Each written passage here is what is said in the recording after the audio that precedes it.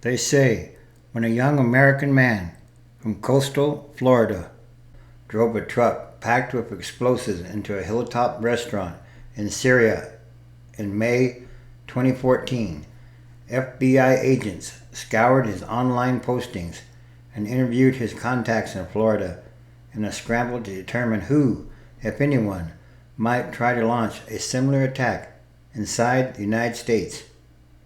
And now, one of the people they spoke to was Omar Mateen, a young security guard from a nearby town who had attended the same mosque as a suicide bomber and had been on a terrorism watch list for inflammatory comments he once made to coworkers at a local courthouse. But the FBI soon ended its examination of Mr. Mateen after finding no evidence that he posed a terrorist threat to his community. But obviously, he did pose a terrorist threat. So then, that hopeful conclusion was upended in a bloody spasm of violence when Mr. Mateen fatally shot dozens of people in a nightclub in Orlando, Florida, before being killed by police officers who stormed the club to end the standoff.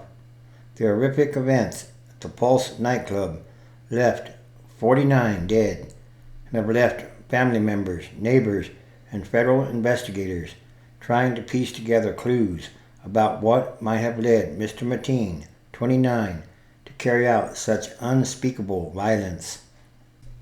The government investigation could take months, but an early examination of Mr. Mateen's life reveals a stew of contradictions. He was a man who could be charming, loved Afghan music, and enjoyed dancing at family ceremonies, but he was also violently abusive. Family members said he was not overly religious, but he was rigid and conservative in his view that his wife should remain mostly at home.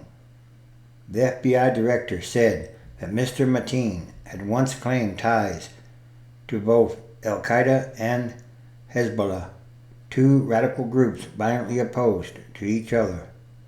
Investigators now face the question of how much the killings were the act of a deeply disturbed man, as his former wife and others described him, and how much he was driven by religious or political ideology. Whatever drove him to carry out the shootings, his actions highlight the difficulty for the American government in trying to address a new style of terrorism. Random acts of violence that may have been at least partly inspired by the Islamic State, but were not directed by the group's leaders.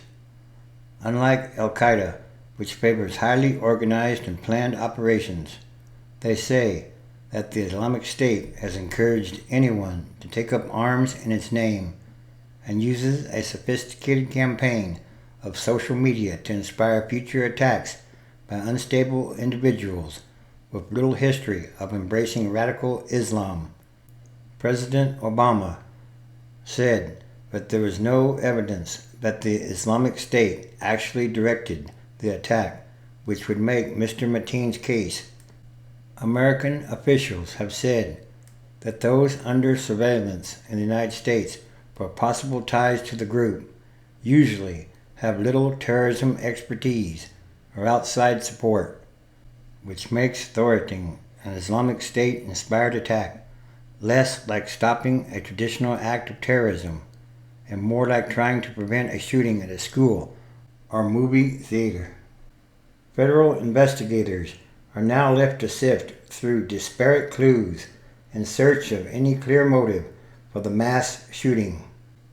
ISIS has tried to turn the bloody event into a propaganda coup, and on Monday, the group's daily news bulletin boasted about the great victory carried out by our brother, Omar Mateen. Mr. Mateen's father was unequivocal on Monday that his son had committed an act of terrorism, but the elder Mateen and other family members said they were still puzzled why a young man who had never been particularly religious is now being tied to the Islamic State's murderous ideology. They said that at this point they could find no easy explanations. There is also a spiritual side to all this. May the Lord rest their souls. This too is another sign of the end of times as we know them. Transition days, which is a time of extraordinary happenings, events, and changes, because it's still about what kind of world are we leaving to the future generations, and that should be a very important question to ask. Again, Revelation chapter 16, verse 8. And the fourth angel poured out his vial upon the sun, and power was given unto him to scorch humans with fire. 9. And humans were scorched with great heat, and blasphemed the name of God, which has power over these plagues, and they repented not to give him glory. 10. And the fifth angel poured out his vial upon the seat of the beast, and his kingdom or nation was full of darkness, and they gnawed their tongues for pain. 11. And blasphemed the God of heaven because of their pains and their sores, and repented not of their deeds. 12. And the sixth angel poured out his vial upon the great river Euphrates, and the water thereof was dried up, that the way of the kings and leaders of the east might be prepared. Yes, it's time for the physical and spiritual manifestation of the book of Revelation. And this is what I see, think, feel, and spiritually discern.